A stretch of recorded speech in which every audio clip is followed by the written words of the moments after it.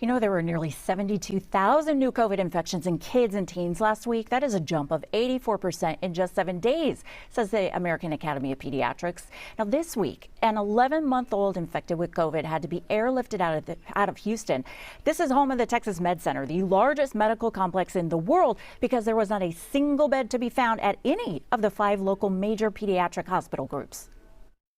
Our Harris Health public hospital system is now facing an internal emergency situation. Our emergency rooms are overwhelmed at both Ben Taub and LBJ hospitals. We have more need for hospital beds than we have staff and beds for the patients. Well, the country's 3 largest school districts, that's New York, LA, and Chicago, they are requiring everyone in schools to wear a mask. The 4th largest, Houston ISD, is asking for one, but Governor Abbott's blanket ban on making masks mandatory makes that a no-go. So people strongly opposed to mandating masks in schools say that it should be a parent's choice on how to best protect their own kids and their health, but the choices seem few and far between. So, Jessica, I'll ask you, with no mandates in school, are we kind of limiting some parents' choices because there is no option to bring the kids home doing virtual learning? There's no choice to say, I only want my kid to be in a room where I know there's going to be social distancing, I know there's going to be masks, and a lot of these kids, we should remember, are not even eligible for vaccine. So which parents get to actually decide for the whole school? Well, actually, if I may, I'm starting to get the back to school notices about how they're going to be handling the classrooms, and there is communication with the parents about how the classrooms are going to be set up. There is going to be social distancing to remain. In some cases, this is how we're going to handle gym. This is how we're going to handle cohorts this year. This is how we're going to handle lunchtime. So I suspect that parents are going to start to be getting those notices. And if they want to send their children with masks, they can send their children with masks. And I think a lot of parents are going to opt for that. I think that, this is a moment where we know a lot more than we did a year ago, about 16 months ago. We have to recognize that where we are right now. And we have to understand that at the end of the day, the vast majority of folks out there don't want mandates on these masks. They want to take the personal responsibility.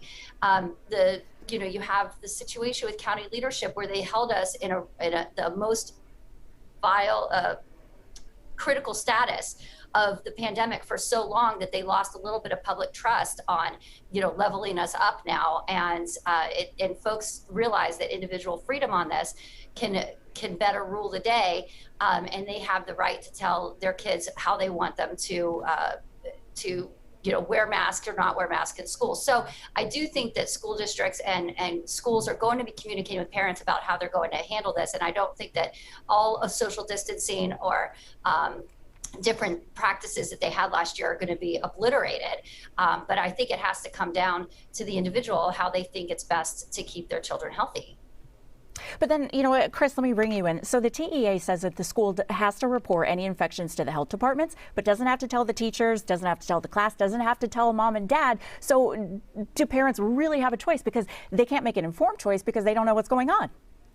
And furthermore, they ban them from doing any contact tracing. And so there's just no ability to know what's going on in those classrooms. This is irresponsible, the way we're handling this. Our children are mandated by law to go to the classroom, and the governor has tied the hands of the school district to protect the children and tied the hand of the school district to protect the teachers who are in the classroom. Governor Abbott decided to get into a battle with Governor DeSantis in Florida to see who could be the most conservative on the issues here. And when they got into their race, they have won one thing. Last week, Florida and Texas were accounted for 1/3 of the new COVID infections in the entire country. 2 states, 1/3 of the infections for all 50.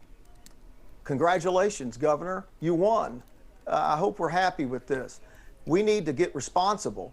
The only time he said anything about a COVID emergency was when he attacked immigrants coming to the country. We need to get responsible about the way we're handling this and allowing our school children to be infected because we don't want to be responsible and run for president is not the way to do it. You know what, we're running out of time. I know I just got the wrap, but Charles, I just have to ask you really quickly, at what point, if we do find out there's a massive outbreak or a major outbreak in one of our schools, at what point would we expect Governor Abbott to maybe reconsider mask mandates in schools? Well, I mean, I think at this point, we are far past that. I think Chris just mentioned responsibility. I think they're leaving the responsibility up to the parents to decide if you want to pull your kid out of school, if you want to send your kid to school with a mask, if you want to do some sort of mixture of, whatever the case may be. So I think that is where we are now, is that we're leaving it up to parents to make those decisions, as it should be.